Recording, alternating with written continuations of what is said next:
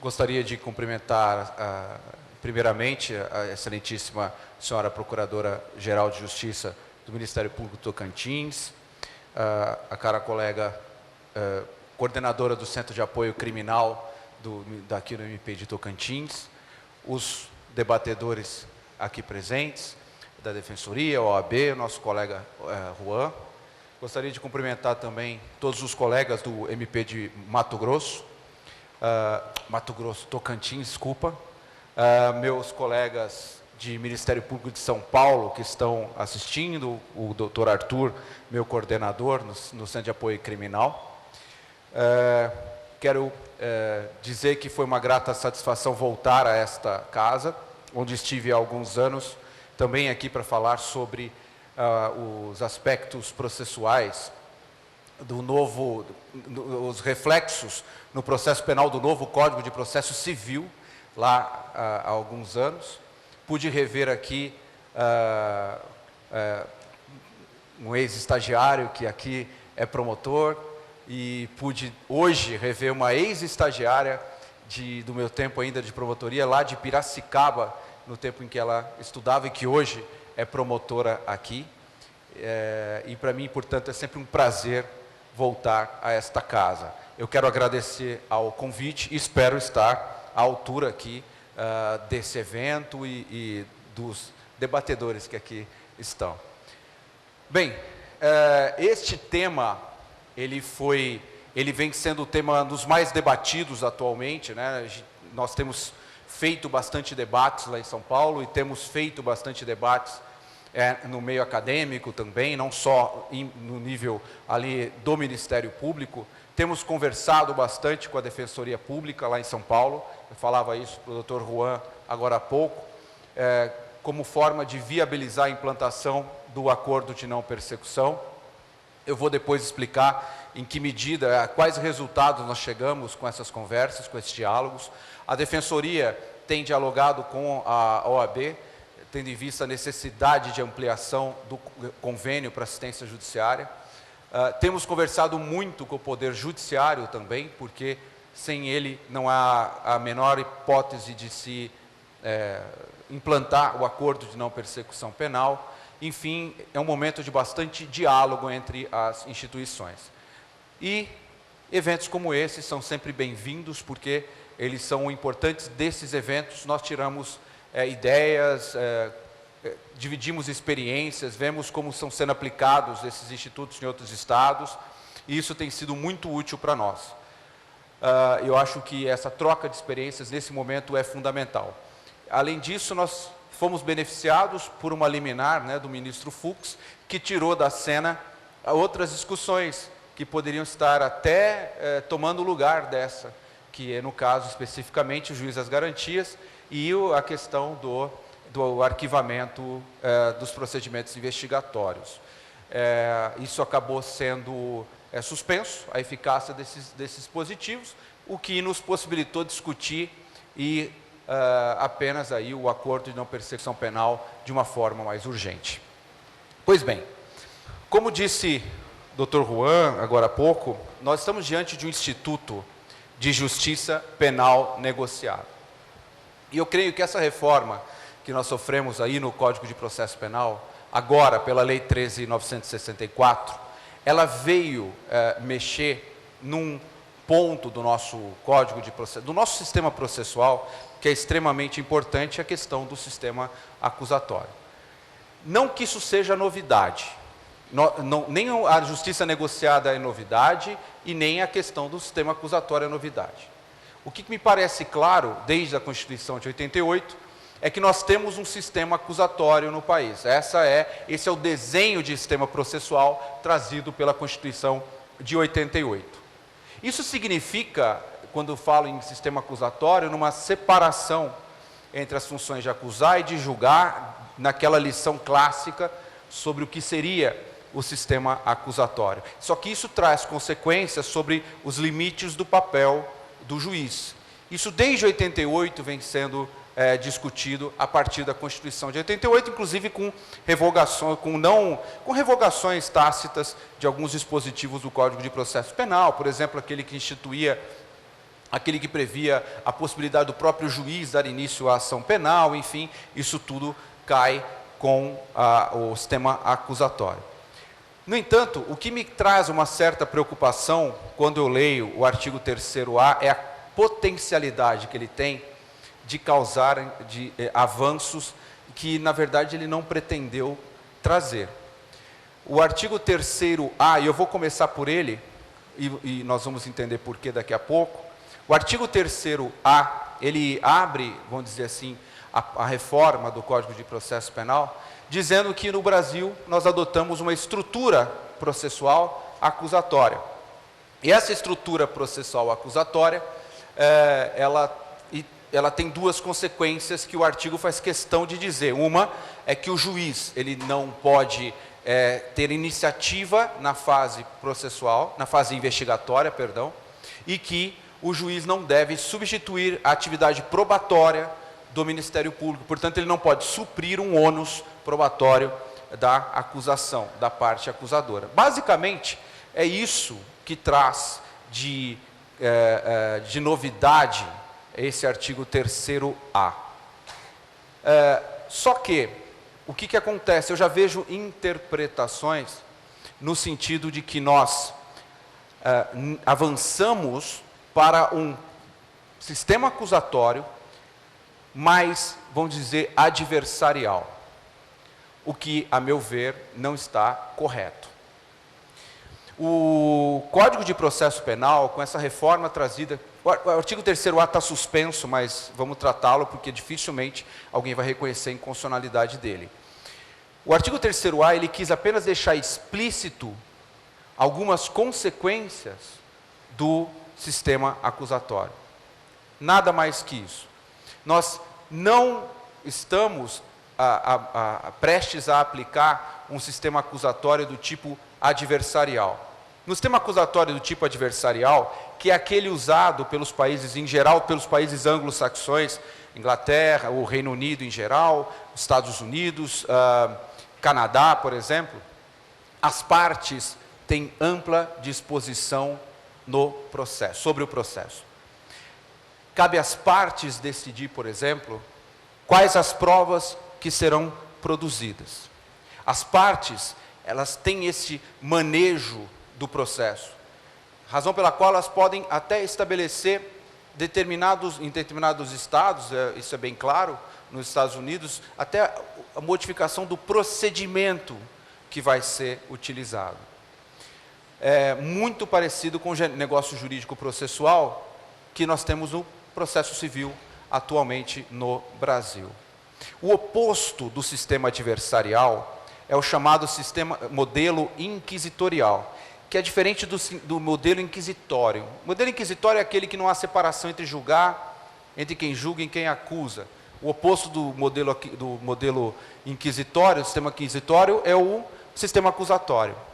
Mas dentro do sistema acusatório nós temos dois modelos. O adversarial, que eu acabei de explicar, e o inquisitorial. O inquisitorial dá ao juiz ainda alguns poderes dentro do processo. Não na fase de investigação, para agir de ofício, mas dentro do processo ainda dá. Eu falo isso tudo por quê? Porque os mecanismos de justiça negociada, eles surgem no modelo acusatório adversarial. Eles surgem nos sistemas de common law e não é por acaso. Porque lá o modelo adversarial é muito marcante. Não existe sistema puro, mas um sistema norte-americano, um sistema britânico, um sistema canadense, por exemplo, eles são do tipo adversarial. Portanto, as partes, elas têm uma maior possibilidade de fazer acordos. Não é? Daí que surge a justiça negociada. Ela surge, é verdade, há muito tempo. Ela surge há coisa de 500 anos, já há mecanismos de justiça negociada. E diga-se de passagem, um dos primeiros, alguns dizem até que uma primeira forma de justiça negociada foi algo muito parecido com o acordo de não persecução penal, e ocorreu na Inglaterra, lá nos idos de 1500 e alguma coisa. Mas isso foi sofrendo uma evolução. Só que, ao contrário do que a gente imagina, a justiça negociada, embora ela aparecesse aqui e ali nesses sistemas, ela só realmente ganhou força a partir do final do século XIX. Final do século XIX. Então, ao contrário do que a gente pensa, no sistema americano sempre foi assim, né? Sempre se fez acordo para tudo, não é verdade. Os acordos surgiram bem depois. O sistema americano, também fala-se muito, alguns autores falam, olha, os acordos no processo americano, chamado plea bargaining, né, ele acabou com a era de ouro dos julgamentos, o que é uma falácia. Os julgamentos dos Estados Unidos, até o século XIX, duravam, julgamentos pelo júri, duravam 15 a 20 minutos, nada mais que isso. E fazia-se vários julgamentos por dia. O réu não tinha direito nenhum. A defesa dele era pífia, quase inexistente. Quando que começam a surgir os acordos? Quando vão aumentando os direitos dos acusados. Quando vão aumentando os direitos dos acusados e vai profissionalizando a sua defesa, vai ficando mais difícil condenar. E começa a surgir da parte da acusação o interesse em, olha, vamos fazer um acordo aqui, ao invés de levar isso a julgamentos. Julgamentos começam a ficar mais demorados, já não dá mais para fazer 10 julgamentos por dia, tem que fazer um. E às vezes esse um dura vários dias.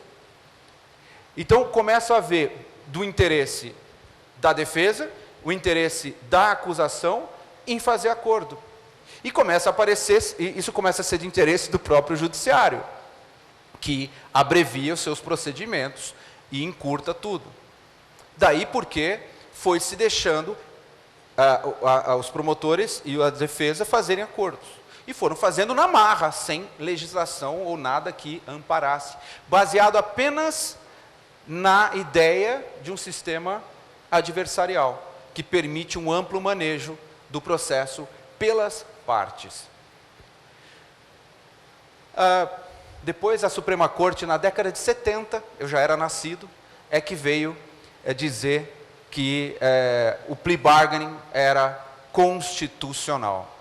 E hoje é responsável, os acordos dos Estados Unidos, por praticamente alguns estados, 90%, outros 95% dos casos são solucionados por acordo e não são levados a julgamento. Fosse levados a julgamento, a justiça americana seria o exemplo do caos, não é? A nossa seria um exemplo, um modelo para eles, se eles tivessem que julgar todos os casos. O problema é, nós vamos trazendo esses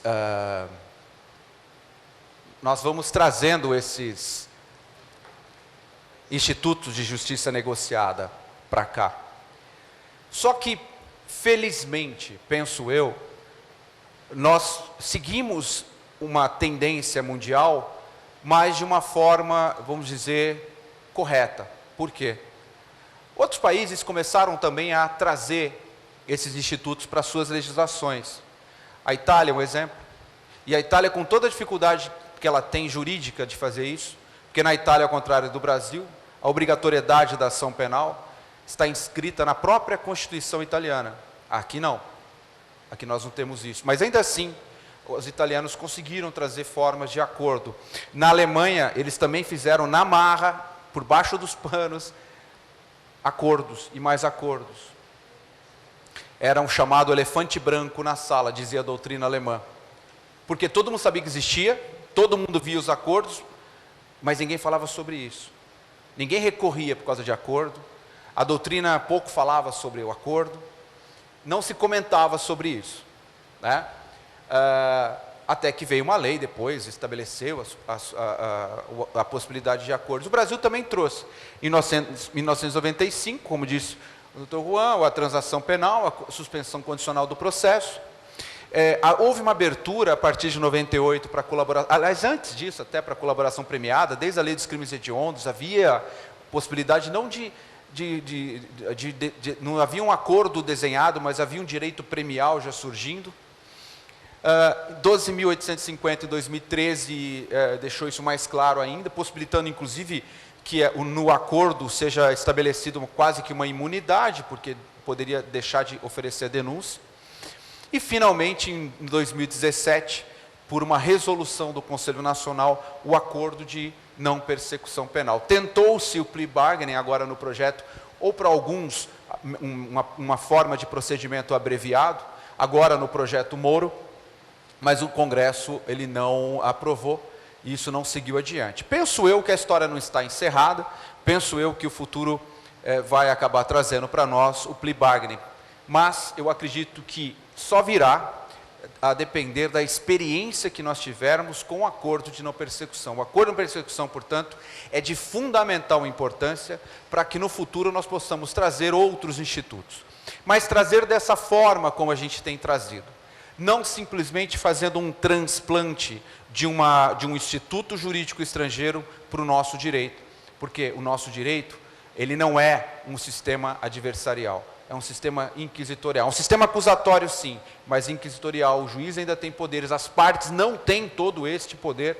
E nós temos, além disso, a questão da legalidade processual. Portanto, isso limita e nos obriga a fazer não um transplante, mas uma tradução. A pegar um instituto estrangeiro e traduzi-lo para a nossa sistemática constitucional e processual. Sem essa tradução, qualquer instituto aqui aplicável, aqui para cá trazido, se tornaria inaplicável, para não dizer inconstitucional. Pois bem, então, vamos ver um pouco sobre esse acordo de não persecução. Uma coisa que a gente precisa verificar, obrigado, uma coisa que a gente precisa verificar antes de mais nada, qualquer que seja o instituto que a gente esteja vendo, para que servem tais institutos? Né? Eu quero só rapidamente dizer o seguinte, aqui em relação a isso. Já ouvi afirmações no sentido de que eu vou usar o acordo de não persecução penal para reforçar uma prova, para obter, por exemplo, uma confissão. E já ouvi, por exemplo, eu não vou fazer o acordo de não persecução penal com determinada pessoa, porque eu não preciso da confissão dele, eu já tenho prova para denunciá-lo. Veja, isso me parece uma postura que contém um equívoco. E por quê? Porque a colaboração premiada, sim, ela serve para obtenção de prova, de fontes de prova, ela tem essa atividade probatória no seu âmago. Isso é muito importante. O acordo de não persecução não tem isso. Eu posso obter uma confissão, nós vamos falar sobre confissão daqui a pouco, eu posso obter uma confissão e isso reforçar a prova, mas eu só tenho um acordo de não persecução se eu já tiver essa prova. Portanto, o acordo de não persecução não tem como função a obtenção de prova. Ele não é um meio de obtenção de prova, ele não é um meio de obtenção de fonte de prova. Pode até acontecer. O sujeito, ao confessar, pode indicar outras fontes de prova, outros elementos de prova, ele pode fornecer isso, pode fornecer documentos, etc. No entanto, não é esta a função, não é este o objetivo. Então, esse é o primeiro ponto. Quando eu olho determinado instituto, vê para que ele serve. Ora, se o meu objetivo é obter prova, não é o acordo que eu vou buscar, não é o acordo de não persecução. O que eu vou buscar é a colaboração premiada. E eu vou olhar, nós temos aqui a 12.850 para atuar no ramo, em relação a organizações criminosas, organizações terroristas, e nós temos outras leis que possibilitam outras formas de benefício. Nós temos ali a lei de crimes hediondos, a lei de proteção a testemunhas, etc., e eu posso fazer acordos e aplicar esta lei. Então, se o objetivo é a obtenção de provas, é a colaboração premiada. O acordo não tem esta função. O acordo de não persecução penal, quando ele surgiu, as pessoas falavam, mas de onde surgiu essa ideia? De onde vem isso? Isso não é uma coisa estranha. A ONU, a Organização das Nações Unidas, editou algumas regras há alguns anos, dentre as quais as chamadas regras de Tóquio. Se você pegar a regra de Tóquio, a regra número 5, especificamente a regra 5.1, ela traz medidas que podem ser tomadas antes do processo. Eu não vou ler isso daqui por questão do tempo, mas se você ler esta regra, você vai reparar que o acordo de não persecução penal é bem isso que está na regra de Tóquio. Então não saiu do nada. Tudo bem, as regras de Tóquio, elas não são hard law, elas são soft law, elas não são tratados, não estão num tratado, não estão numa convenção. São regras que o Conselho de Segurança da ONU, enfim, edita, regras que a própria ONU edita, e que o Brasil, como membro da ONU, se compromete a seguir. Então, surge muito dessa ideia de evitar o processo. Surge dessa ideia de despenalização. O acordo de não persecução penal tem muito disso, de despenalização. Assim como tem, aliás, a transação penal e mesmo a suspensão condicional do processo. Vamos ver a mudança que houve. Quando surge o artigo, a ANPP, o Acordo de Não Persecução Penal, ele surge por meio de uma resolução, a Resolução 181 de 2017, que logo de cara, assim que entrou em vigor, no final de 2017, já tomou 2 ações diretas de inconstitucionalidade, com muita razão, diga-se de passagem. Razão pela qual o Conselho Nacional logo corrigiu, no mês seguinte, 2 meses depois, ele corrigiu por meio da Resolução 183.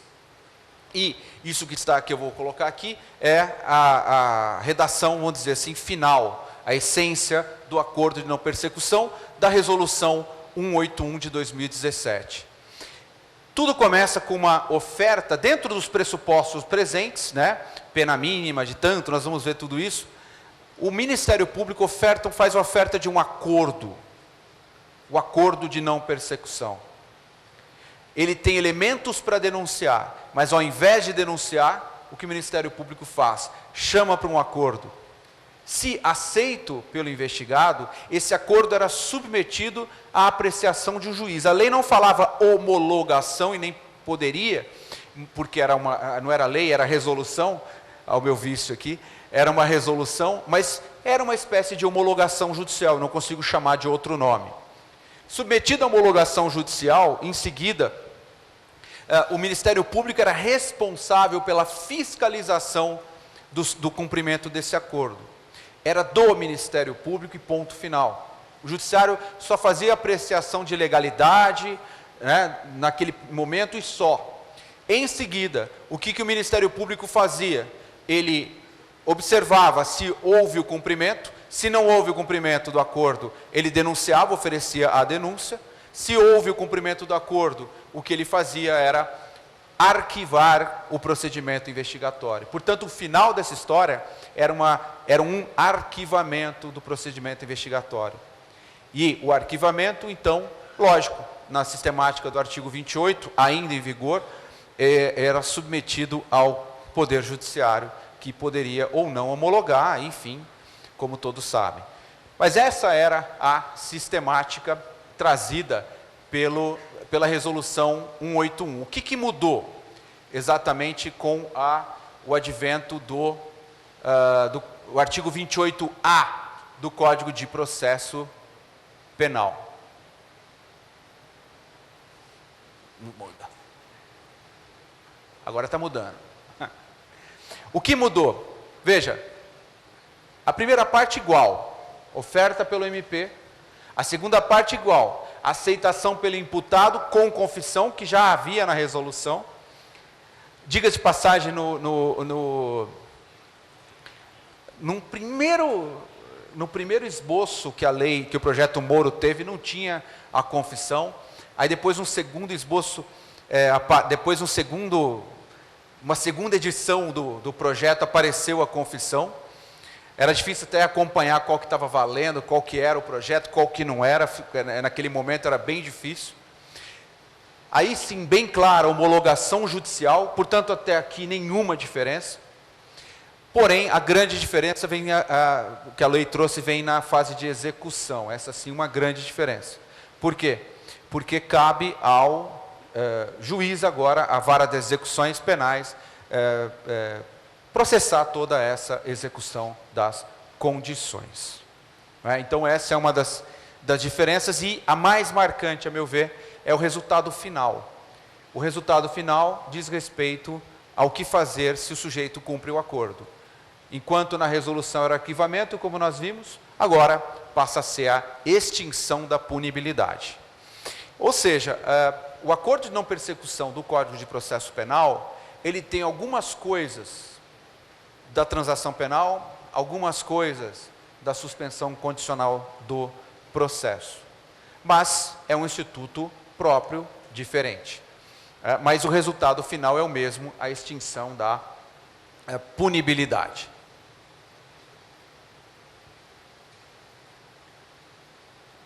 Uma das questões que surgiu com muita força na época da resolução foi se ela feria o princípio da obrigatoriedade. Isso surgiu justamente pelo fato do ANPP ter surgido a partir de uma resolução e não pela lei. E aí foi muito interessante a resolução nesse ponto pelo seguinte: ela fez um favor para nós, que foi trazer à tona uma discussão que havia mais de forma na academia, né, no meio acadêmico, sobre qual é o real alcance do princípio da obrigatoriedade. Inclusive, se de fato o princípio da obrigatoriedade existe no nosso direito. Há autores no sentido de que... agora ele mudou sozinho. Há autores no sentido de que o princípio da obrigatoriedade não existe no direito brasileiro, ao contrário do sistema italiano, que está escrito na Constituição. Autores que diziam isso porque não há uma regra que obrigue a propositura da ação penal, e de fato é difícil enxergar realmente uma regra que seja totalmente ali clara nesse sentido. Isso gera esse tipo de posição, perfeitamente aceitável nessa discussão, mas hoje essa discussão até perde um pouco da sua importância, tendo em vista que a lei está prevendo isso. O que entendo aqui, que eu acho que fica mais evidente para mim, é que, em primeiro lugar, a atuação do Ministério Público, no que diz respeito à ação penal, ela se rege pelo princípio da legalidade. Então, o que é possível extrair do Código de Processo Penal, e apenas do Código de Processo Penal e não da Constituição Federal, é que o Ministério Público, quando ele tem os elementos necessários para oferecer a denúncia, ele deve oferecer a denúncia. Né? Isso é o que se chama de princípio da obrigatoriedade. Então, essa seria a regra. Eu não vou aqui ficar polemizando com as teorias sobre a ação penal agora, apenas para a gente situar o problema. Mas a lei, ela possui, em alguns momentos, ela abre espaço para oportunidade do Ministério Público em oferecer ou não. A ação penal privada, por exemplo, é regida pelo princípio da oportunidade. Mas a ação penal pública, segundo boa parte ou a maior parte da doutrina, não. Daí porque há necessidade de uma autorização judicial, dando ao Ministério Público a possibilidade de não propor ação penal. E nós temos exemplos na nossa legislação disso. A transação penal, desde 95. A própria colaboração premiada tem uma modalidade em que é permitido isso. E agora o acordo de não persecução penal. Portanto, essa questão sobre se isso fere o princípio da obrigatoriedade, a meu ver, é absolutamente superada. Não fere o princípio da obrigatoriedade. Particularmente, eu já achava que não feria na resolução. Agora, então, não há dúvida alguma em relação a isso, a meu ver.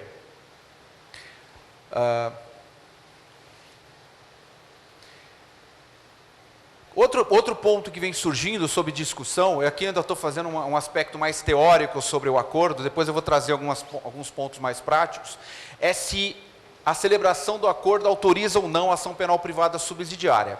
Me parece que não.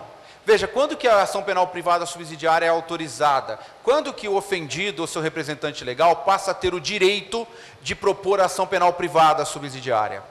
Quando o Ministério Público permanece inerte, ele não propôs a ação penal depois de decorrido, dentro do seu prazo para fazê-lo, ele não requereu, ou hoje ele não determinou, não ordenou o arquivamento do inquérito policial ou do procedimento investigatório, ele não determinou a realização de diligências externas, segundo o entendimento do Supremo, não é?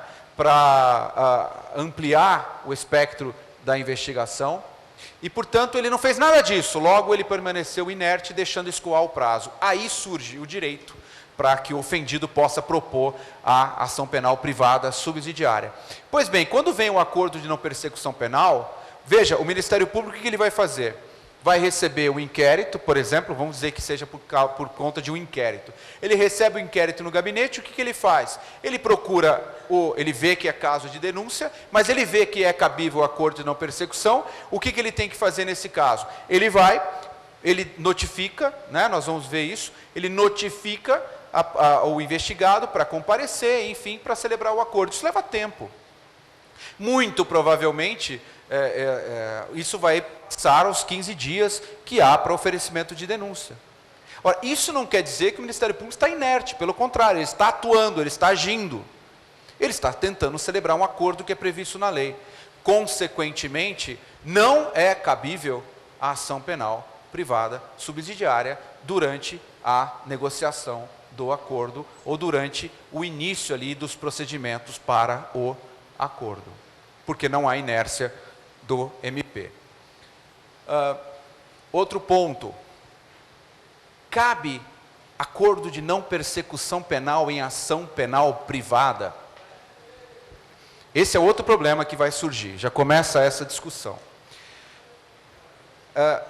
Quando nós lemos o artigo 28A, a primeira conclusão que se tira é que a resposta é negativa. E por quê?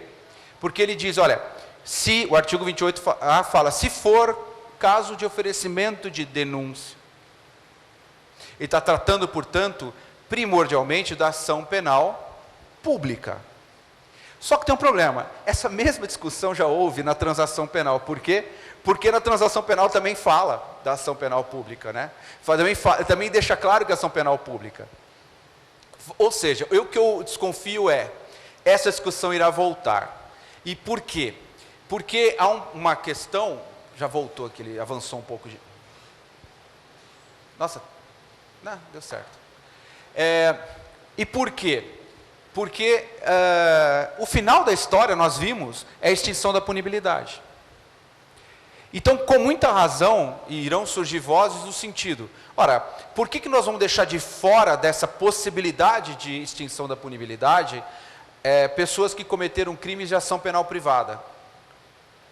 Por que estes vão ficar de fora? Por que nesses casos não pode ter acordo e extinção da punibilidade nesses casos? Está certo que vai ser minoria, mas supõe aí um crime contra a honra qualificado, por exemplo, em que provavelmente não vai ser possível a transação penal, mas ele estaria dentro dos parâmetros do acordo de não persecução. Sinceramente, eu não vejo óbice para o acordo de não persecução penal na ação penal privada, tendo em vista o histórico que nós temos em relação à transação penal. A única coisa que penso é que, assim como na transação penal, e contrariando o entendimento do FONAGE, né, aquele fórum dos juízes, né, nacional dos juízes, dos juizados, né, contrariando a orientação do FONAGE, eu entendo que não é o Ministério Público que vai propor o acordo de não persecução penal aí. É o autor da ação, aquele que tem legitimidade para propor a ação, portanto, é o querelante. É esse que tem que propor o acordo. O Ministério Público não tem absolutamente nada a ver com isso. Ele pode até participar ali, assistir, fiscalizar, mas não vai ser o autor da proposta. Pressupostos para o acordo. Estamos aqui vendo os pressupostos agora legais. Primeiro ponto, a existência de um procedimento investigatório. Não dá para tirar do nada o acordo de não persecução penal. Tem que haver instauração de um procedimento investigatório. Tem que haver instaurado um procedimento investigatório. Seja ele inquérito policial, seja ele o PIC, né, o procedimento investigatório criminal. Segundo, não pode ser caso de arquivamento dos autos. Se for caso de arquivamento dos autos, não cabe o acordo de não persecução penal. Isso significa que, se eu tenho um caso, por exemplo, de insignificância, o que eu tenho que fazer com esse caso é arquivar por falta de tipicidade material. Eu não vou propor o acordo de não persecução penal, Por quê? Porque aquele fato não é criminoso, ele não deve receber uma denúncia. Se não tem denúncia naquele caso, não tem acordo de não persecução penal. Então, guardem sempre isso, o acordo de não persecução penal é substituto da denúncia. Portanto, tem que ser possível a denúncia. Tem que ter justa causa para o oferecimento de denúncia. Além disso, tem que haver uma cominação de pena mínima inferior a 4 anos. Tem muito crime incluído aí. Façam aí um apanhado, deem uma lida no código, na parte geral, na parte especial do Código Penal. Vocês vão ver que tem muito crime, mas não é só isso. Tem muito crime em leis especiais. Em leis especiais. E, inclusive crimes graves. Inclusive crimes bastante graves. O projeto original, ele previa uma pena máxima de 4 anos. O que era uma tragédia, porque não pegava nem o estelionato. Imagina, estelionato, você não poder fazer acordo de não persecução, estelionato, reparação do dano à vítima, não ia poder. Nós, inclusive no Centro de Apoio Criminal, nós tivemos no Congresso Nacional, especificamente para tratar desse ponto. Na verdade, a gente tinha uma lista desse tamanho de coisas para tratar no Congresso Nacional, mas lá não dá. Você tem que escolher 2 e falar, e martelar os 2, tá certo? Porque é a única coisa que você consegue salvar. Então, nesse ponto a gente conseguiu, salvou esse ponto. Eles voltaram para a sistemática da resolução. Pena mínima inferior a 4 anos. Não é? Mas, de qualquer maneira, apesar de haver crimes graves lá, nós temos sempre que pensar uma coisa. A história da pena mínima de 4 anos não está lá à toa. Por quê? Porque justamente esse número é aquela barreira que também autoriza o quê? Autoriza a substituição da pena privativa de liberdade pela restritiva de direito. Então eu me lembro de a juíza do DIPO, lá em São Paulo, né? O DIPO, que é sempre citado como modelo de juiz das garantias, ela quase tem um infarto quando falam isso, porque tem nada de juiz de garantias lá, né? É uma falácia. Digamos assim, quem usa esse exemplo do DIPO para vender o juiz das garantias, que eu não sou contra o juiz das garantias, deixa bem claro aqui, mas não use esse exemplo, porque isso é estelionato. O DIPO não era juiz das garantias, não foi pensado para isso, e não funciona assim. Vai ter que funcionar na marra depois que for reestruturado. Então, ao contrário do que falei, a juíza do DIPO, ela era totalmente contra a resolução. Ela era contra. Eu e o Arthur, o Rogério Sanches, a gente fazia reunião com ela, nós brigávamos com ela. Às vezes tínhamos que fazer reunião na corregedoria deles, e brigavam com ela na corregedoria deles, porque ela não aceitava o acordo de não persecução. E ela dizia assim, é um absurdo isso. Olha aqui, esse sujeito aqui, eu vou fazer um acordo com ele. Eu falava, mas Patrícia, a gente tem, apesar de a gente brigou tanto que ficou íntimo. Patrícia, mas o que você vai conseguir condenando esse cara? Aí ela parava, ela pensava, mas o que eu vou conseguir? Eu vou conseguir uma pena que você vai transformar em restritiva de direito. Ele vai prestar serviço à comunidade, não é isso? Ele vai fazer isso aqui. Só que com uma diferença, aqui eu posso fazer o sujeito ressarcir a vítima. Enquanto que lá ela vai ter que entrar com uma ação depois, etc. Então o juiz pode até fixar na sentença, ela vai executar, mas todos nós sabemos como funciona isso, né? O tanto que demora, etc. E tal. O que você vai conseguir a mais? Não fazendo o acordo, eu vou te dizer, ele vai perder a primariedade, a única coisa. E era a única coisa. E tem mais um detalhe. A nossa Secretaria de Administração Penitenciária, quando nós negociávamos com eles o cumprimento das prestação de serviço à comunidade, né, fiscalização, essas coisas, na época da resolução, eles nos mostraram uma estatística que era surpreendente. O índice lá em São Paulo de reincidência em casos de prestação de serviço à comunidade é de 4,5% apenas. Então vale a pena investir nisso, né? Valia muito a pena investir no acordo, e a gente investiu. O crime não pode ser cometido com violência ou grave ameaça à pessoa. Já tem surgido algumas discussões muito interessantes. Por exemplo, o crime do artigo 122, de instigação ao suicídio, sem resultado nenhum. Ou mesmo com resultado, é crime cometido com violência? A gente dizendo, não é cometido com violência. A conduta não é violenta. Bom, pensando assim, se eu disser para uma pessoa, olha, você sabe onde fica o elevador? Eu quero matar essa pessoa, portanto, agindo com dolo, eu sei que o elevador está quebrado, a porta, a hora que ele abrir, ele vai cair no fosso, eu falo, sei, é ali, ó. É só abrir a porta e apertar o botão. O sujeito abre e cai. Eu usei de violência? Mas cometi um homicídio. Então, penso, aí é minha posição, penso que os crimes dolosos contra a vida não são passíveis de acordo de não persecução. Pois há, em termos do fato, a circunstância do fato, sim, é eivado de violência, ainda que a conduta não seja cometida com violência. Se o investigado tiver confessado formal e circunstanciadamente a prática do crime, que eu tenho certeza que de tudo que eu já ouvi, dos debates que eu já vi, é a parte preferida das defesas, dos advogados e dos defensores. Eles amam o NPP por causa desse pressuposto para o acordo, a confissão formal e circunstanciada. Eu quero só me estender um pouco mais sobre esses pontos, aqui nos próximos, sobre a questão da confissão, e sobre esses pressupostos. Primeiro ponto que eu quero deixar claro, o NPP não é direito subjetivo do investigado. Ninguém tem direito subjetivo a acordo. A gente raciocina muito da forma... nós estamos trazendo institutos para cá, para o Brasil, e insistindo em usar o raciocínio do nosso direito, né, do direito subjetivo, etc.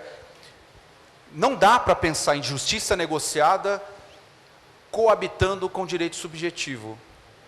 Porque ou o sujeito tem direito e aí é dado isso para ele, o juiz dá isso para ele, não é nem o promotor, é o juiz que assegura o direito subjetivo, ou não tem direito subjetivo, e a meu ver não tem. E eu acho que a maior prova de que não tem está em decisões do Supremo que vem da transação penal e da suspensão condicional do processo. Quando o Supremo fala, apesar de toda a discussão, mas o ministro tal falou que é direito subjetivo, mas qual que é a decisão do Supremo? O juiz não pode aplicar de ofício não pode fazer de ofício proposta de suspensão de transação penal. Ora, fosse o acordo um direito subjetivo, por que o juiz não poderia? Aliás, ele teria que assegurar que esse direito fosse aplicado. É porque não é um direito subjetivo. O que o sujeito tem direito? Ele tem direito que, presentes os pressupostos objetivos, presentes os requisitos objetivos, ele tem direito que o Ministério Público apresente que o Ministério Público justifique se vai ou se não vai apresentar uma proposta. Portanto, se o Ministério Público não apresentar uma proposta, o sujeito tem direito aí sim a que o Ministério Público explique, justifique, fundamente por que nesse caso ele não irá oferecer a proposta. Até para que ele possa recorrer aos órgãos do próprio Ministério Público. Acho que ele avançou um pouco a mais aí.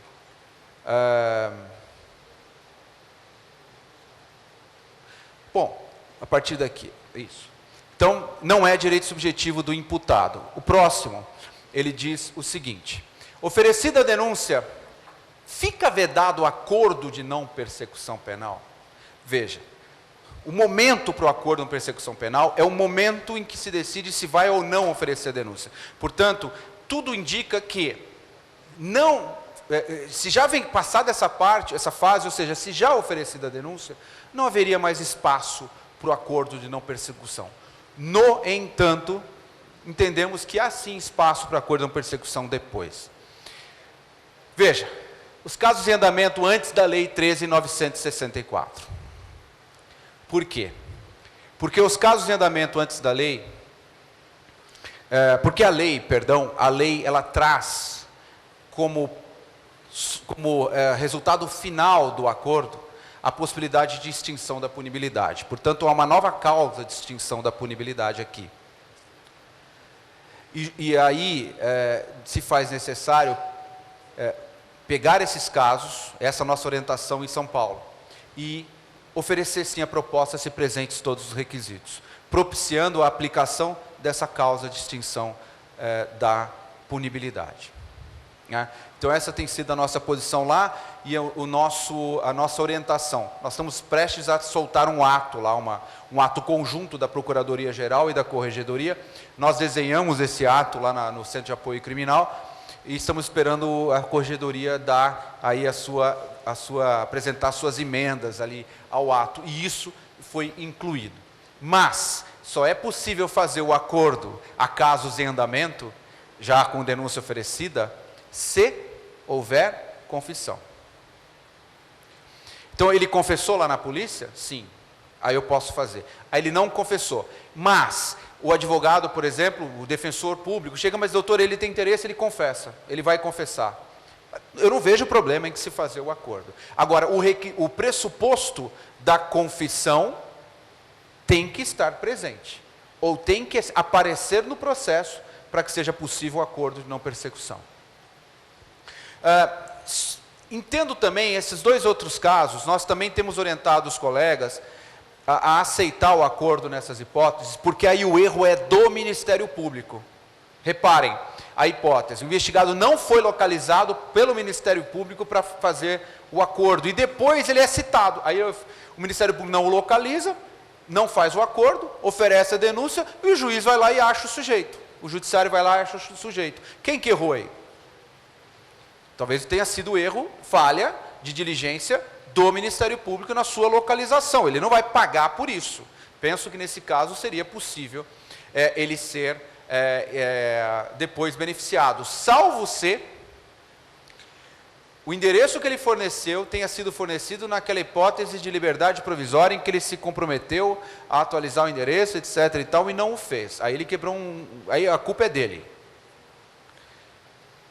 Outra hipótese, também que me parece ser erro do Ministério Público, quando o investigado não compareceu para o acordo, porém ele demonstra que ele não foi notificado, ou ele traz dúvida razoável de que não foi notificado. Por quê? Porque, por exemplo, em São Paulo, eu creio que em outros estados, estão sendo autorizadas notificações por qualquer meio, não é isso? Por qualquer meio. Isso significa que eu posso fazer uma notificação por telefone, por WhatsApp, etc. O sujeito pode dizer, olha, de fato, você negociou aqui com alguém para vir fazer o acordo pelo WhatsApp, mas esse telefone já não é meu desde tal mês. Né? Então, isso pode acontecer. Então, é um erro do Ministério Público. Mas outros dois casos, eu acho que vão ser também bastante comuns, são os seguintes. Outros três casos. Fatos supervenientes ao oferecimento da denúncia. Emendatio libelli, mutatio libelli, especial. Por quê? Porque nesses casos, o juiz pode dar uma classificação diversa. Quando foi oferecida a denúncia, não era cabível. Vou dar um exemplo. Artigo 33, caput da Lei de Drogas. Tráfico, não é cabível. No entanto, o juiz desclassifica 383 e aplica o parágrafo 4º. Tráfico privilegiado. Ou, era um roubo. O juiz desclassifica para furto. Percebe? Passa a ser cabível. Não quer dizer que o promotor seja obrigado a oferecer. Não. Ele vai ter que analisar da mesma forma que ele analisaria se fosse um inquérito ali de tráfico privilegiado, de furto, etc. Mas ele vai ter que se manifestar. A mesma coisa se ele editar a denúncia e com isso houver alteração fática, alteração de classificação jurídica. E uma outra hipótese, prescrição do crime conexo.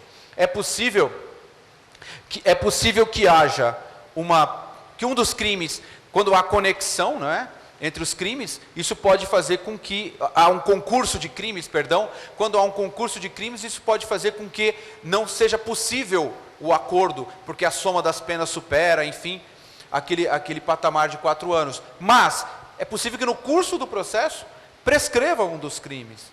Aí nesse caso, o empecilho sumiu. Nesse caso passa a ser possível o acordo. Então essas são as hipóteses que, oferecida a denúncia, não fica vedado o acordo de não persecução penal.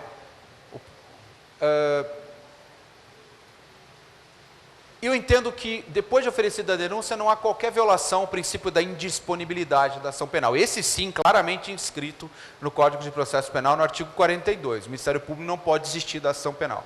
Mas, na verdade, o que há, em alguns dos exemplos que eu dei, um componente de direito intertemporal, possibilidade de extinção da punibilidade. E nos outros exemplos, há uma alteração posterior da capitulação jurídica ou erro de notificação por parte do Ministério Público, e razão pela qual é justificável aí que se faça esse acordo extemporâneo.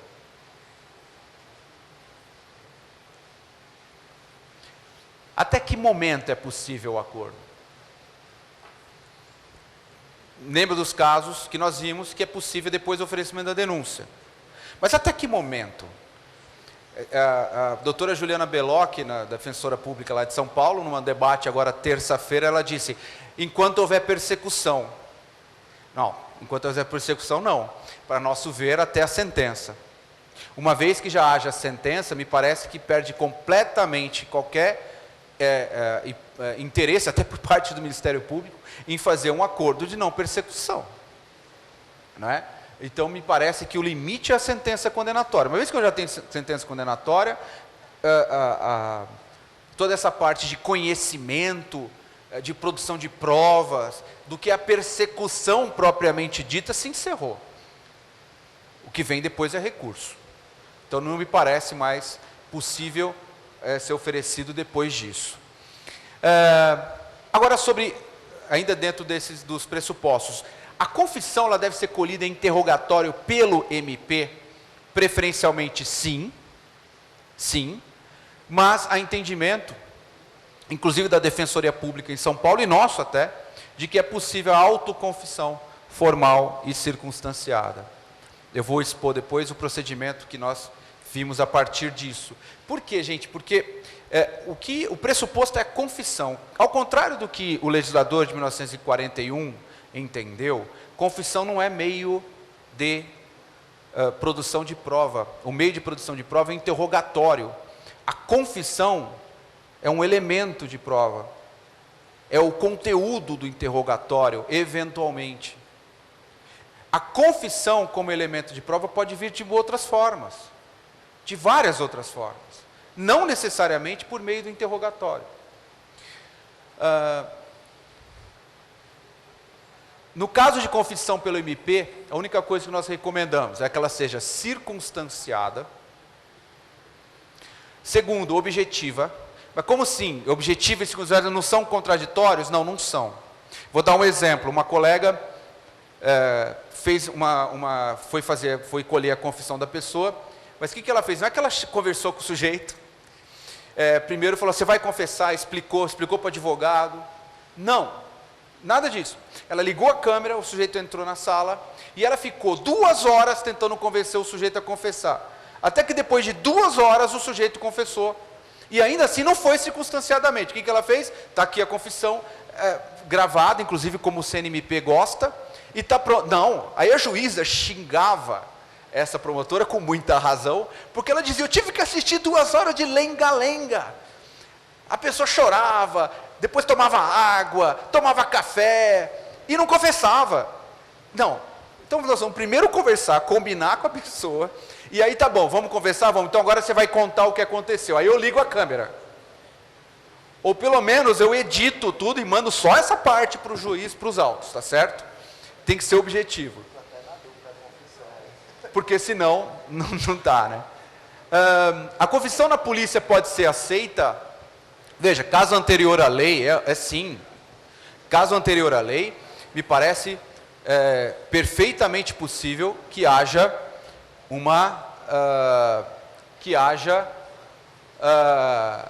que seja aceito a confissão colhida na polícia.